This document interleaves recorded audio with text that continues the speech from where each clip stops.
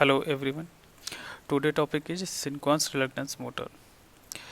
In synchronous reluctance motors, the torque developed due to difference in reluctance is called reluctance torque. This is assumed construction of synchronous reluctance motor. This is your stator part and this is your rotor part. Rotor is of salient type projected pole, but there is no winding on the rotor part and there is no permanent magnet on the rotor part.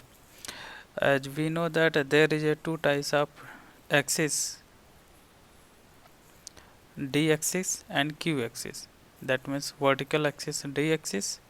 If we assume rotor is of this shape, so d axis is y axis and x axis is your q axis. Due to air gap present in this d axis part, d axis inductance is produced, and with reference to q axis the air gap is more, that's why there is a leakage, that's why q axis inductance is produced. So in synchronous motor, reluctance motor, the inductance should be maximum along the d axis and minimum along the quadrature axis, as the developed reluctance torque is proportional to the difference between the direct axis and quadrature axis synchronous inductance.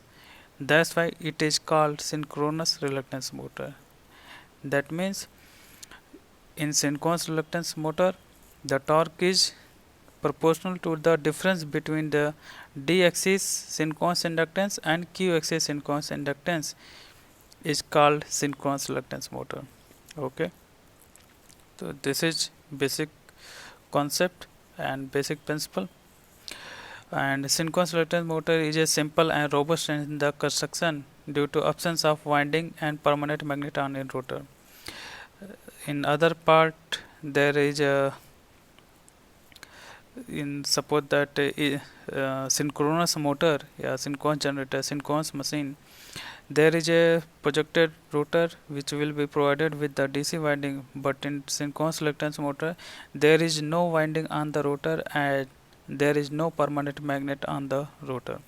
That's why it is cheaper than conventional synchronous and induction motor, and due to no winding on the rotor part there is no field loss and no copper loss.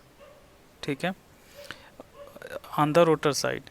That's why its efficiency is high, and for the designing purpose we have to increase the ratio of d axis and q axis. That's why a power factor of 0. Can be obtained, and at present it is used in low power application. Okay, तो next हम देखते हैं construction of synchronous reluctance motor. Construction में ये आपका this is your construction part. तो ये आपका योक हो गया, ठीक है. सबसे outer part this is made of cast iron या mild steel, and this is your stator part. तो stator part has it has armature slots. This is your winding, and this is your air gap, and this is your rotor part, projected part. ठीक है, there is no winding on the rotor या permanent magnet on the rotor. And core is stator part. For the stator part, core is built of laminations of ferromagnetic material due to reduce eddy current loss and hysteresis loss. Okay, and distributed type of winding used. ठीक है. Next come to the rotor part. Rotor, as we know that rotor has projected type. It has d axis and q axis. The rotor should be constructed in such a way that armature inductance varies sinusoidally. That means for the d axis the inductance should be maximum along the d axis and the minimum along the quadrature axis, as the developed reluctance torque is proportional to the difference between the direct axis and quadrature axis synchronous inductance. and the ratio of, and this difference between the LDS and LQS should be as high as possible, and the ratio of this LDS and LQS should be also high.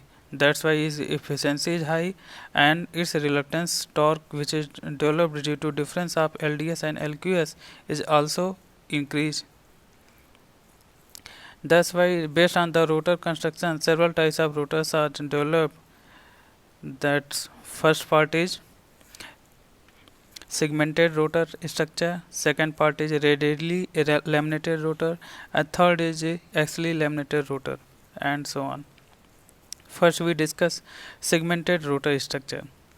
In segmented rotor structure, there is a simple projected type of the rotor. This is your D axis, the Y axis is D axis, and X axis is Q axis. ठीक है.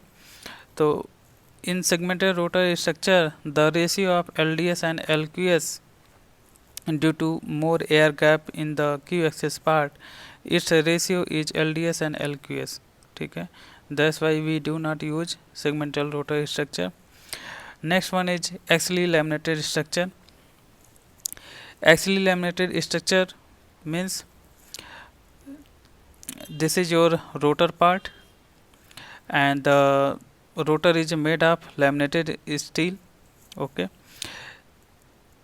and this is your flux barriers. Yeah, that means non-magnetic material. That means it is made of brass or aluminum. Suppose that it is your D axis and this is your Q axis. Okay, Y axis is D axis and this is your Q axis. So in this type of rotor, we introduce a flux barrier which oppose the Q axis flux and passes strongly passes the D axis flux. For we have to for the D axis inductance या D axis flux के along हम flux barrier introduce करते हैं. ठीक है. This is your flux barrier, that means non magnetic material brass या aluminium. तो आपका मैग्नेटिक मटेरियल लैमिनेटेड पार्ट, फिर flux barrier, then laminated part, then flux barrier, then laminated part, then flux barriers. Okay. तो अगर ये this is your suppose D axis, तो D axis flux क्या होगा, अलोंग द फ्लक्स बैरियर के along move करेगा. जो डी एक्सिस फ्लक्स हैं वो फ्लक्स बैरियर के अलोंग या स्ट्रांगली मूव करेंगे.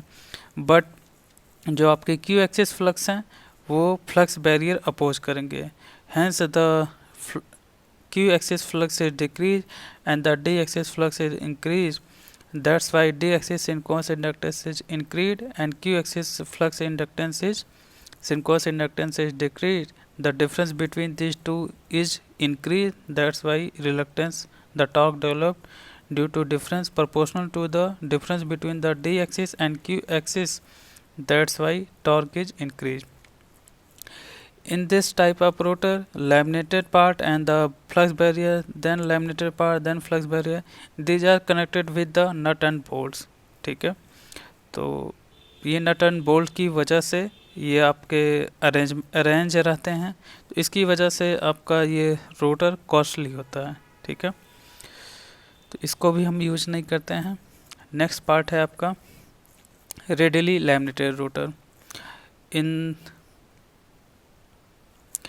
एक्सियल लैमिनेटेड रोटर जो फ्लक्स होते हैं वो आपके एक्सियल के लॉन्ग मूव कर रहे थे. यहाँ पे डी एक्सिस जो फ्लक्स थे ये आपके डी एक्सिस फ्लक्स के लॉन्ग, क्यू एक्सिस जो थे क्यू एक्सिस के लॉन्ग. ठीक है. In radially laminated rotor flux is move along the radial part.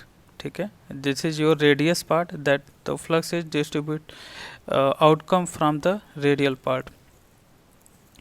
The lamination, this is example for 2 pole and this is example for 4 pole. So the laminations are single pieces in which air gap are introduced.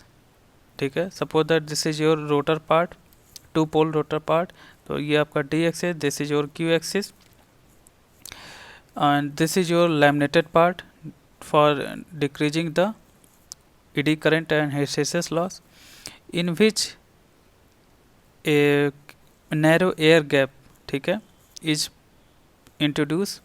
ये आपका पूरा laminated part है, ठीक है, in which a small air gap is produce. ये आपके air gap है, मतलब ये आपके इम्पिटी पार्ट हैं, खाली पार्ट हैं, ठीक है। तो इसमें क्या होगा, डी एक्सिस फ्लक्स क्या होंगे, रेडियल के लॉन्ग आपके मूव करेंगे, ठीक है, डी एक्सिस फ्लक्स के लॉन्ग। और जो क्यू एक्सिस फ्लक्स होंगे, तो ये जो आपके एयर गैप हैं, इसमें हम बैरियर, फ्लक्स बैरियर हम इंट्रोड्यूस करेंगे with the help of the brass aluminium, ठीक है। तो सबसे पहले हम लैमिनेटेड पार्ट, आपका रोटर का लैमिनेटेड पार्ट हम कंस्ट्रक्ट करेंगे। उसके बाद इसमें एयर गैप पहले से रहेगा, ठीक है। इसको फिर हम हाई प्रेशर पे एल्युमिनियम इसमें इनबिल्ट कराएंगे, ठीक है। तो ये आपके ब्रास या एल्युमिनियम यहाँ पे रहेंगे, which oppose the Q axis flux, ठीक है। इसी प्रकार फॉर फोर पोल के लिए ये जो रोटर का जो लैमिनेटेड पार्ट है, ठीक है, कोर पार्ट है, laminated part, it is circular in shape, ठीक है। ये सर्कुलेटेड लैमिनेटेड शीट है। इसमें जो एयर गैप प्रोड्यूस किए गए हैं, जिसमें कि हम फ्लक्स बैरियर यानी दैट मीन्स ब्रास या एल्युमिनियम इनबिल्ट इसमें करेंगे, ठीक है। तो ये भी आपके सर्कुलर शेप में है, एयर गैप, ठीक है, एयर गैप सर्कुलर शेप में है। इसमें हम हाई प्रेशर पे ब्रास या एल्युमिनियम इसमें इंटर करेंगे, ठीक है। और ये आपस में कनेक्ट नहीं कर सकते हैं, क्योंकि इफ़ ये आपके इस ब्रिज का काम करते हैं, जो कि एक जैसे ये आपके 4 पार्ट हैं, तो ये आपके होल्ड करते हैं, ठीक है। तो ये आपका डी एक्सिस फ्लक्स हो गया, और एलॉन्ग 45 एंड 135 एलॉन्ग ये आपके क्यू एक्सिस फ्लक्स होंगे। तो in this radially laminated rotor flux is passes through radial part, and d axis flux is along the barrier flux barrier part, and q axis flux is along the opposite the flux barrier, ठीक है, as in the case of axial laminated rotor. So this is type of radially laminated rotor.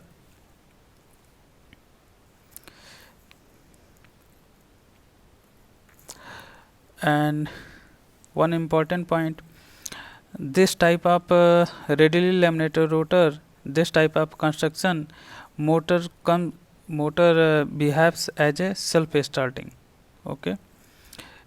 In normal operation, synchronous reluctance motor is not self starting, but with the help of the rotor construction based on the radially laminated, this is of self starting part.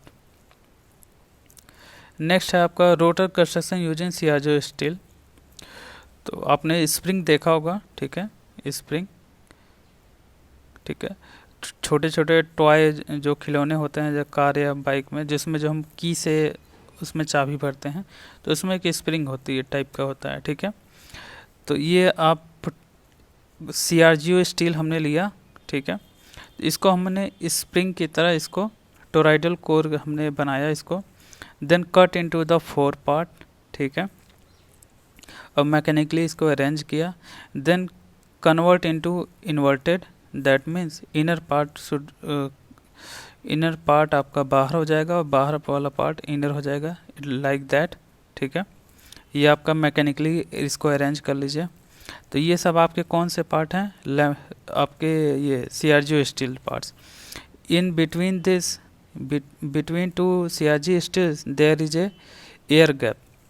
तो इस air gap को हम high pressure पे aluminium इसमें inbuilt कराएंगे, placed कराएंगे, ठीक है। Space between CRG steel is filled with aluminium and forming the flux barrier. तो in this case D axis flux is passes through this path and the q axis flux passes through this flux barrier. So whole concept around the D axis flux and Q axis flux. ठीक है, तो rotor construction हम इस प्रकार का करेंगे कि D axis flux flux barrier को पास करें। ठीक है, सपोज दैट ये आपके डी एक्सिस फ्लक्स है, ये आपके डी एक्सिस फ्लक्स है, तो डी एक्सिस फ्लक्स बैरियर के अलॉन्ग पास करेगा, और जो क्यू एक्सिस फ्लक्स है वो अपोज करेगा फ्लक्स बैरियर के अलॉन्ग। ठीक है, तो होल कॉन्सेप्ट अराउंड दिस। तो this is your construction part of the rotor part. Okay, thank you. आज के लिए इतना ही। नेक्स्ट हम देखेंगे working principle of synchronous reluctance motor in next lecture. Okay, thank you class.